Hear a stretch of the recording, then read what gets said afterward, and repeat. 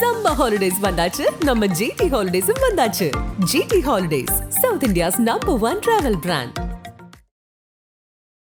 குற்றத்திற்கு பின்னால் ஒளிந்து கொண்டிருக்கும் உண்மையை கண்டறிந்து மக்களுக்கு விழிப்புணர்வை ஏற்படுத்தும் ஆதனின் புதிய முயற்சிதான் குற்றமும் தீர்ப்பும்.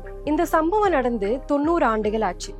செங்கல்பட்டு மாவட்டம் கருங்குழி ரயில் நிலையத்துல நள்ளிரவு 1:30 மணி அளவுல ஒரு பார்சல் வந்து இறங்குது. அந்த பார்சல்ல இருந்தது ஒரு பெண்ணுடைய சடலம். அந்த பெண்ணுடைய காதலன் இதுக்காக கைது செய்யப்படுறாரு. ஆனா உண்மையிலேயே அந்த பெண்ணை கொலை பண்ணது யாரு? 90 ஆண்டுகளாக இந்த கேள்விக்கான மர்மம் விலகாதது ஏன்? பார்ப்போம் குற்றமும் தீர்ப்பும் நிகழ்ச்சியில்.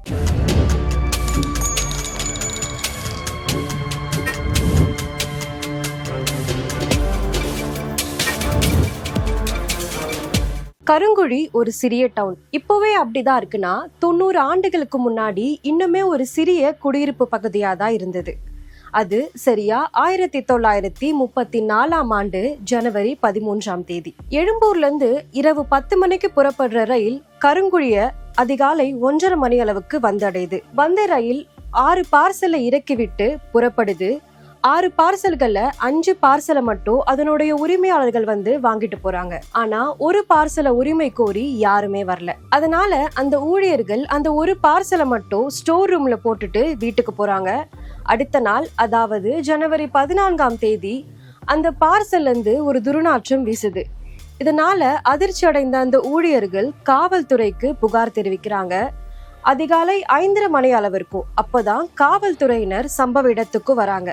வந்து பார்த்த காவல்துறையினர் அந்த பார்சலை பிரிக்கிறாங்க. அந்த பார்சல் ஒரு ஓலையால கட்டப்பட்டிருக்கு. அந்த பார்சலை பிரிச்சு பார்த்த போலீசார் அதிர்ச்சி அடைகிறாங்க.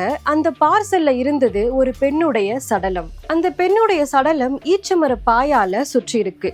எப்படியோ அதை போலீசார் கண்டுபிடிச்சு அந்த பார்சலை பிரிச்சு பார்க்கும் போதுதான் இந்த சடலம் இருக்கிறது தெரிய வருது. அப்போ இந்த பார்சலை அனுப்பி வைக்கணும் அப்படின்னா பயணிகள் டிக்கெட்டை கண்டிப்பா வாங்கணும். அப்போ அந்த பயணிகள் டிக்கெட்டை பார்க்கும்போது அதுல 3ஆம் வகுப்பு 4901 அப்படின்ற எண் வந்து குறிப்பிட்டிருக்கு. ஆனா அந்த டிக்கெட்ல பயணி யாருமே பயணிக்கவே இல்லை. இதுல இருந்து என்ன தெரிய வருது அப்படின்னா, இந்த பார்சலை அனுப்புறதுக்காக மட்டுமே அந்த பயணி டிக்கெட் வாங்கியிருக்கிறதா தெரிய வருது. போலீசார் இந்த உடலை பிரேத பரிசோதனைக்கு அனுப்புறாங்க. பிரேத பரிசோதனையில இந்த பெண் கழுத்து நெரிச்சு கொல்லப்பட்டிருக்காங்கன்னு தெரிய வருது. சீக்கிரமாவே இந்த பெண் யாருன்னு கண்டுபிடிக்கிறாங்க. இந்த பெண்ணுடைய பெயர் சீதாமால். சீதாவுக்கு செங்கல்பட்டு தான் பூர்வீகம். சீதா ஏழ்மையான குடும்பத்துல பிறந்த ஒரு பிராமண பெண். இவளுக்கு ஜார்ஜ் டவுன்ல ஒரு கோவில் மடப்பள்ளி பார்த்தசாரதி அப்படின்றவரோட திருமணம் நடக்குது. சீதாவுக்கு ரொம்பவே வசதியாக வாழணும்னு ஆசை. ஆனா இவரோட குடும்ப சூழ்நிலை காரணமாக அவளால அந்த வசதியான வாழ்க்கைய வாழ முடியவே இல்லை. இவங்க 2 பேரும் ஜார்ஜ் டவுன்ல இருக்கிற ராகவாச்சாரி சதுக்கத்துல ஒரு ஒண்டி குடித்தனத்துல தான் தன்னுடைய வாழ்க்கையை நடத்திட்டு வராங்க. இப்படியே இவங்களோட வாழ்க்கையும் நடந்துகிட்டு இருக்கு. திடீர்னு ஒரு நாள் சீதாவுக்கு இந்த வாழ்க்கையே வெறுத்து போகுது. சீதா தங்கி இருக்கிற அந்த வீட்டோட ஓனர் சாரி ஒரு வழக்கறிஞர். இவரை பார்க்க அடிக்கடி முன்சிப் ராமானுஜம்னு ஒருத்தர் வராரு. சீதாவுக்கு ராமானுஜம் மேல ஒரு ஈர்ப்பு வருது. ராமானுஜம்க்கு ஏற்கனவே திருமணம் ஆகிருக்கு. இருந்தாலும் அவருடைய திருமணம் வாழ்க்கை சரியா இல்லாததுனால அவருக்கும் சீதா மேல ஈர்ப்பு வந்து 2 பேருக்குமே ஒருத்தர் பிடிக்க ஆரம்பிக்குது. இந்த விஷயம் பார்த்தசாரதிக்கு தெரிய வருது. இத தெரிஞ்ச பார்த்தசாரதி சீதாவை கண்டிக்கிறாரு. ஆனா சீதா இது எதையுமே கண்டு கொள்ளவே இல்லை. திடீர்னு ஒரு நாள் 1934ஆம் ஆண்டு ஆகஸ்ட் 4ஆம் தேதி 2 பேருமே வீட்டை விட்டு ஓடி போறாங்க. சீதா வீட்டை விட்டு போகும்போது தான் கூட வெள்ளி பாத்திரங்களையும் கொஞ்சம் தங்க நகைகளை எடுத்துக்கிட்டு போறா. 2 பேருமே ஜார்ஜ் டவுன்ல ஒரு வீடு எடுத்து தங்கியிருக்காங்க. ராமானுஜம் ரொம்பவே பணக்காரர். அதனால அவருக்கு நிறைய பணக்காரர்கள், பிரிட்டிஷ்காரர்கள் கூட தொடர்பு இருந்தது. இதனால இந்த தொடர்பு சீதாவுக்கும் கிடைச்சது. சீதாவும் ஆசைப்பட்ட மாதிரியே ஆடம்பர வாழ்க்கைய வாழ ஆரம்பிக்கிறா. இது மாதிரி இவங்க 2 பேரோட வாழ்க்கையுமே சுமூகமா தான் போயிட்டு இருந்தது. திடீர்னு ஒரு நாள், அதாவது ஜனவரி 12ஆம் தேதிக்கு அப்புறமா சீதாவை யாருமே பார்க்கலன்னு அக்கம் பக்கத்துல இருக்கவங்க புகார் தெரிவிக்கிறாங்க. போலீசார் விசாரணையில சீதா காணாம போனதா தெரிய வருது. இதை தொடர்ந்து ராமானுஜத்துக்கிட்ட விசாரிக்க ஆரம்பிக்கிறாங்க. ராமானுஜமும் சீதா எங்க போனான்னு எனக்கு தெரியவே இல்லை அப்படின்னு ஒரு அதிர்ச்சியான தகவலையும் சொல்றாரு. போலீசார் ராமானுஜத்தை விசாரிக்கிறாங்க. ராமானுஜம்க்கு எதிராக நிறைய சாட்சிகளும் வர ஆரம்பிக்குது. அதுல முதல் சாட்சி அந்த பால்காரன்.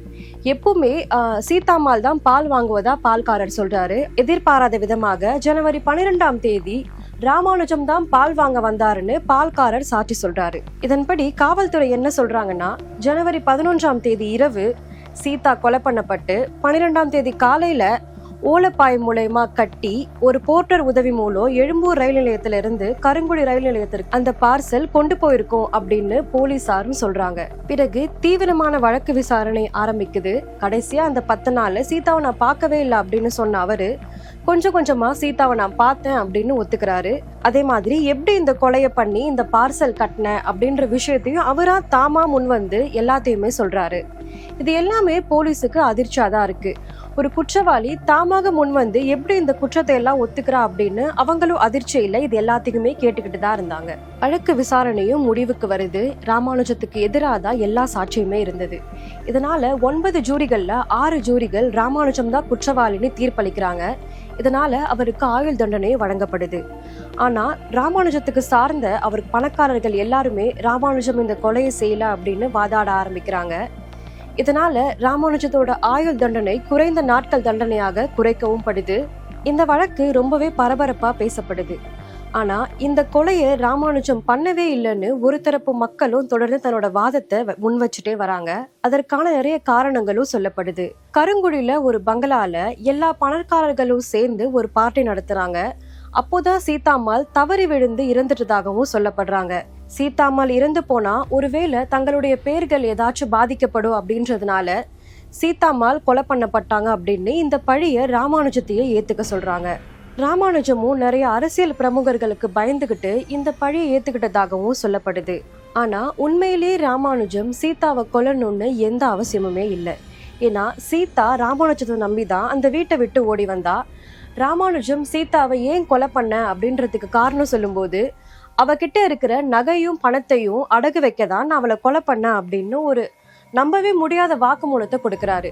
இது எதுவுமே நம்பக்கூடியதாக இல்லை. ஏன்னா ராமானுஜம் ஒரு பெரிய பணக்காரர். அவருக்கு சீதாவை கொலை பண்ணணும்னு எந்த அவசியமும் இல்லை. ஆனா காவல்துறைக்கு ஏன் அவருடைய கணவர் பார்த்தசாரதி மேல எந்த சந்தேகமுமே எழல.